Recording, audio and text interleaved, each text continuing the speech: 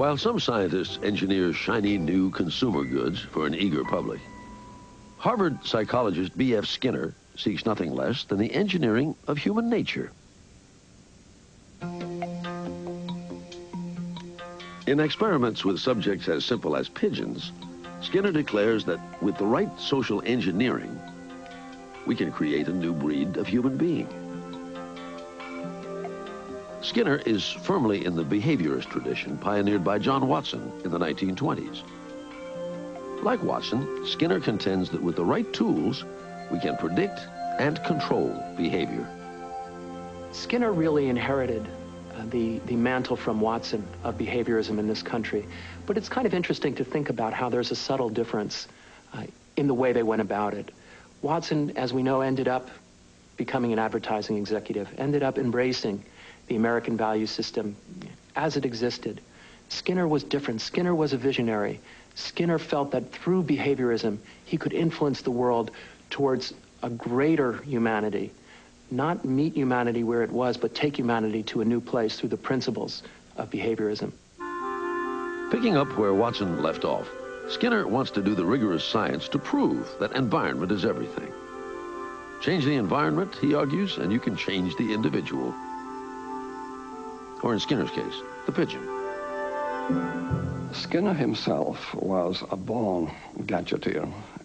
He had, in his own early years, as a boy, for example, he developed ways of sorting ripe, I think it was cranberries, from unripe cranberries. He invented a cannon that would shoot things over his neighbor's fence. This was the kind of man he was. He was developing new ways to do everyday things in ways that were more comfortable, more efficient. During World War II, Skinner had developed a pigeon guidance device for the U.S. military. While the Russians had dogs carrying bombs, and the Swedes had seals to blow up mines, Skinner had a plan of his own. Teaching pigeons to guide missiles to an enemy target. At the time, however, the military had no missiles to guide. But Skinner's pigeon research did not go to waste. He develops a system called operant conditioning to prove that a behavior will be repeated by a subject when rewarded. Repetition leads to reinforcement. Reinforcement to changes in behavior.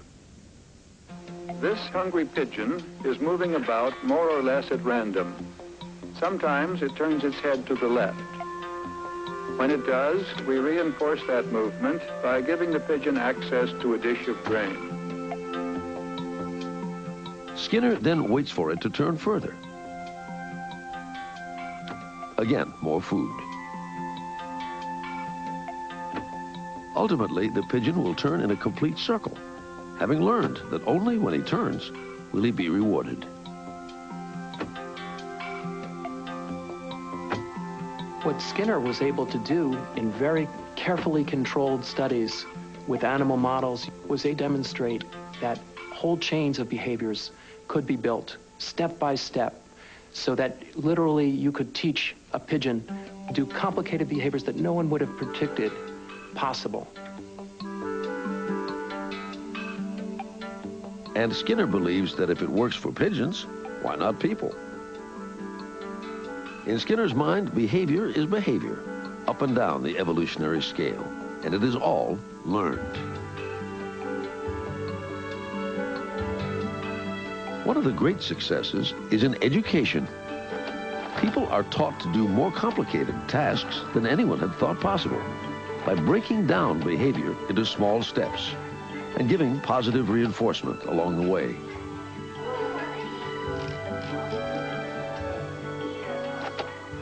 The essence of Skinner's work was that we could manipulate the environment in ways that would permit us to produce any kind of behavior that we wished, and we could develop individuals in ways that made every possible future open to them. The idea that anything is possible